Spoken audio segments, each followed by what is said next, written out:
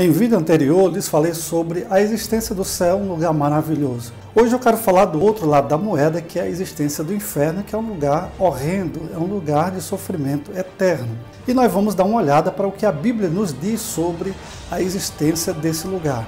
Essa verdade é tão dura que tem sido negligenciada por muitos pregadores do Evangelho. Alguns acham que esse assunto pode afastar as pessoas. Em tempo de mensagens falsas, sabe, aquelas mensagens que massageiam o ego, engrandecem o ser humano e que falam o tempo todo de conquistas materiais, falar sobre o inferno é andar na contramão do modismo gospel. Porém, o que as pessoas não estão levando em conta é que Jesus falou mais sobre a existência do inferno do que sobre a existência do céu.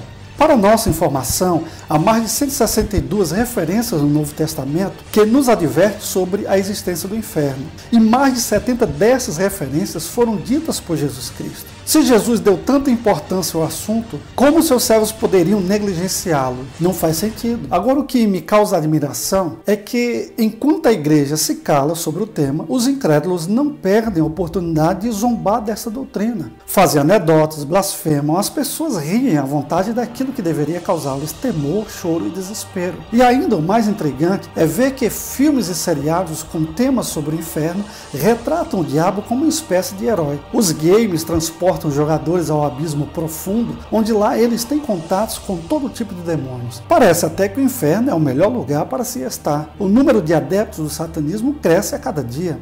Agora me responda.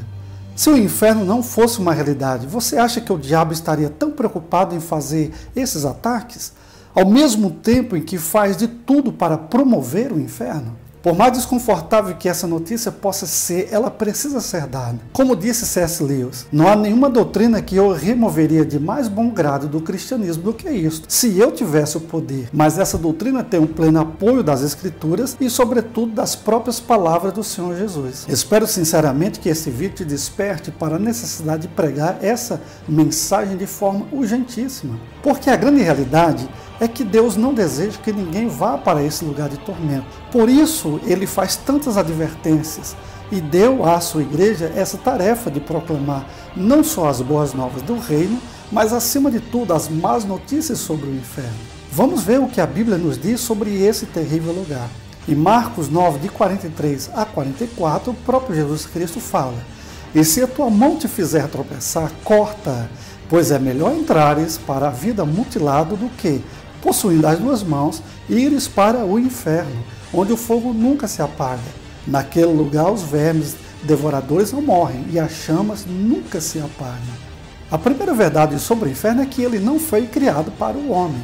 Olha o que Jesus Cristo diz em Mateus 25, 41, que o inferno foi criado para o diabo e seus anjos. Porém, a Bíblia diz que para lá irão os ímpios e todas as nações que se esquecem de Deus. Salmo 9, versículo 17. A segunda lição é que o inferno é um lugar real. Jesus disse que muitos irão para o inferno. Essa frase dá a noção de tempo e espaço. Percebemos com isso a realidade física desse lugar de sofrimento eterno. Portanto, não estamos diante de algo fictício ou de uma figura de linguagem somente. O que temos diante de nós é uma advertência séria de um Pai amoroso que nos avisa desse grande e inescapável juízo vindouro, caso não venhamos a nos arrepender dos nossos pecados. A terceira verdade sobre esse lugar terrível é que o inferno é um lugar de consciência. Na parábola do rico e Lázaro, Jesus nos ensina que o sofrimento será devastador pelo fato daqueles que forem para esse lugar de juízo permanecerem conscientes o tempo inteiro da sua culpa. Não tem nada pior que a dor de uma tomada de decisão insensata quando havia claramente a opção de se fazer o correto. Imagine só como será esmagadora a aflição daqueles que rejeitaram totalmente o convite de Deus para estarem com Ele na glória celestial. Esse aspecto é algo aterrorizante. Em quarto lugar, nós aprendemos que o inferno é um lugar de permanente sofrimento. Quando Jesus disse que o fogo nunca se apaga e o verme não morre, aponta para uma realidade permanente. O objetivo das figuras, porém, é que o tormento e a angústia interna, simbolizados pelo verme, nunca terão fim e os sofrimentos exteriores, simbolizados pelo fogo, nunca cessarão. Se as figuras utilizadas nessa passagem não significam sofrimento sem fim, não significarão coisa alguma. Quinta lição que nós temos sobre o inferno é que este é um lugar da ira de Deus. Quando Jesus diz que o fogo nunca se apaga, isso não fala somente do sofrimento, mas também da ira de Deus. Em mais de 600 lugares a Bíblia fala sobre a ira de Deus. No caso específico do inferno, o fogo não é um fogo purificador, mas é o fogo que está relacionado à ira de Deus. Em sexto e último, a Bíblia ensina que é possível livrar-se do inferno. A Bíblia diz que Deus amou o mundo de tal maneira que deu o seu Filho unigênito para que todo aquele que nele crê não pereça, mas tenha a vida eterna. João 3,16. Vejamos o que disseram algumas pessoas antes de morrerem. Seus testemunhos são esclarecedores sobre essa realidade. Por exemplo, Voltaire, o famoso zombador, teve um fim terrível. Sua enfermeira disse: por todo o dinheiro da Europa, não quero mais ver um incrédulo morrer. Durante toda a noite, ele gritou pedindo perdão. David Hume, um ateu, gritou: estou nas chamas. Seu desespero foi uma cena terrível de se ver. De Napoleão escreveu seu médico particular: o imperador morre solitário e abandonado. Sua luta de morte é terrível. Thomas Hobbes, um filósofo inglês, ele disse na hora da sua morte: estou diante de um terrível salto nas trevas.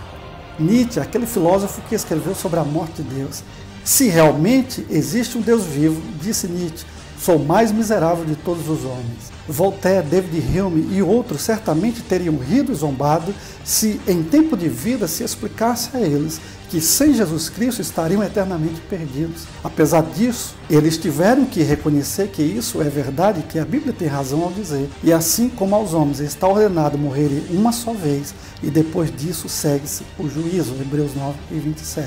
A minha pergunta final é: como você morrerá? Será muito tarde também para você? Quais serão as suas últimas palavras? Shalom e até a próxima oportunidade.